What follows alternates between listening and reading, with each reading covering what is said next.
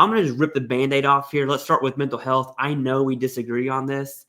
Let's get your perspective first, so then I can give mine second and just kind of, dismantle whatever it is you say. I'm kidding. Yeah, nice. I love it. So we'll bounce back and forth a little bit. I'll give the high level overview, pass it to you. We'll come back to me. We'll go back to you, and then we'll go on. So currently, and this is the high level overview. We'll get into a little bit more of the nuts and bolts. Not super deep. We've both done videos deep diving into this stuff, but we will get a little deeper past this first blush here.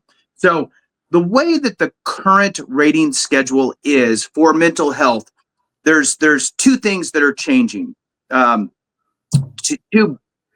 Two at the very beginning kind of looks. There's more things, but the two big things that happen first are they're eliminating the 0% rating. So nobody can ever be rated at 0%. If you have a service-connected or secondary condition that is mental health, you're automatically going to be at 10%. All you need to do is be service-connected for that. So that's a good thing. That's a win for this change. The next win for the change is that the VA is eliminating the need to be total social and occupational impairment to receive a 100%. Now, look, I get it. There's people out there that have jobs that are 100% for mental health. However, don't be misled by, oh, well, that's already happening. That's a rarity. It happens, and it's okay that it happens. And yes, you can go work. That's fine. But as far as depending on who the rater is, who's rating yours, and depending on what information you gave to the VA, will decipher whether or not they go, well, you're not totally occupationally impaired. You're working. So I'm going to give you a 70%. So removing that total requirement for total occupational impairment is a huge win for this change. Now, as we roll into it, they're moving it from a big list of essentially all the different signs and symptoms and durations and all that stuff that encapsulate mental health. And they're basically saying the more you have, the higher rating you have. And if you have that total impairment for occupational and social impairment, then that's the cherry on top, and that's what could actually get you to the 100%. Now, what they're doing is they're actually blowing that up, removing that total occupational impairment thing, and removing the 0%. They're blowing that up and allowing it to be categorized into different segments of your life. 5 different avenues in which you could actually reach 100%. Instead of having to reach 100% in this gigantic mountain of evidence that you have to provide, you need to provide it in one of 5 categories called domains. They're breaking your life into 5 domains, and they're going, how impaired are you?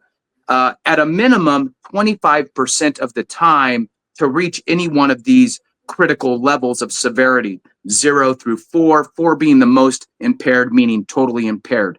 If you have a 4 in any one of the 5, you're 100%. If you have no 4s, but guess what? You have 2 3s level of impairment, and all the rest are 0s, you're now 100%. And there's no talk about holding a job or any of that. No aspects to total impairment regarding those important things. So I'll stop there. And I think that it's going to open up the door for people to be able to, if you go to your provider and you have that conversation, right? Garbage in is garbage out. Hey, doc, I got 5 domains that I want to talk about here and my level of severity in each. Let's go. And you have that type of conversation, get that documented. Evidence is key. We all talk about that. So if you do the right steps, I believe people will be moving from 50s to 70s, 70s to 100, 30s to 50s, and so forth. Clay. Yes. So I'm of the opposite opinion. I don't think we'll see 50 to 70 and 70 to 100. And there is a reason for that. And there's kind of 2 routes I want to take, Jason. Mm-hmm. First is how the VA is going to grade the buckets or domains is a level of 1 to 4 or 0 to 4, excuse me. You have 0 meaning none. 1, I believe, is it goes mild, moderate, severe. It might be moderate, mild, severe, whatever that grading scale is. And then you have total, a part of each bucket, right? So you have 0, 1, 2, 3, or 4. And the reason why I don't think it's going to be favorable to veterans on a mass scale is simply because of C&P examiners. If anyone knows me at all, they know I'm not a fan of C&P examiners, and mental health is extremely subjective. Now, I will say this, the current mental health rating criteria is so subjective that you have people who firmly believe they should be 70, yet they get a 50% rating. And the VA will say something like, although you have symptoms of 70%, you most closely associate with 50. And the reason that is because it's subjective. So I do think the new rating criteria is less subjective. It's still subjective, just not as much as it is right now. And the issue with, is it going to be an improvement for veterans, I think falls onto the C&P examiner. With or without evidence from your treating physician, treating psychiatrist, whatever that looks like for you, you still have to go to a C&P exam, especially for PTSD.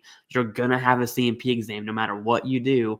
You're still going to have to go in front of an examiner and then rely on that examiner's interpretation or examination of your symptoms to actually have that 3 in the bucket, the 4 in the bucket, the 2s in the buckets, so to speak. So from a C&P examiner perspective, I don't think it's going to be favorable at all. Now, on the other hand, okay, you have private DBQs that a veteran can pay for, and this is kind of like the thorn in the VA side here, and it sucks for the veteran as well. So now you have the option to get a C&P exam, DBQ, or go to a private DBQ, have your evidence, have that conversation, and stacking the deck in your favor, so to speak. Now, there are some issues with that. If we're talking about PTSD claims specific, I wouldn't recommend a private DBQ because it doesn't matter what you do. The VA is going to send you to an exam, and they're going to weigh that examiner's their assessment way higher than your private DBQ. For all other mental health conditions like depression and anxiety, I could absolutely get on board with that. These are just questions that I have, not necessarily around the VA, but through contract C&P examiners. I can't imagine having a C&P examiner less than 1 year experience. Whenever you have an exam, you'll get something in the mail. It tells you about the examiner. Almost all of them have less than a year of experience because they go through the process and they're like, man, this sucks, and then they leave. That's essentially the lifespan of a C&P examiner. And it's a revolving door that the veterans, it's the I would argue C&P exams are the biggest variable in the entire claims process. On top of that, there's also zero accountability or oversight from the VA to both entities, the C&P exam companies and C&P examiners themselves. And you put those all in a bucket with this super subjective, lengthy, it's in new mental health rating criteria. I don't see it happening at all. Now, I did speak with one psychiatrist, one psychologist who were supervised by a psychiatrist, and I asked them about the buckets. If it's likely that a veteran will have 1 in one area and then a 4 in another area, right? Which would still be 100%. And both of them, they don't know each other. Both of them said that they've never seen a veteran that did not have every because the VA didn't create this. It's from DSM-5 criteria. Right. It's usually pretty close. Some 2s, some 3s. You can have a 2 and a 4, but generally you're going to have very, very close. And so with that, I still don't think it's going to be favorable, not because the VA, but mainly because of C&P examiners. Because to put it bluntly, Jason, I'm going to kick it back to you. Yeah. They suck.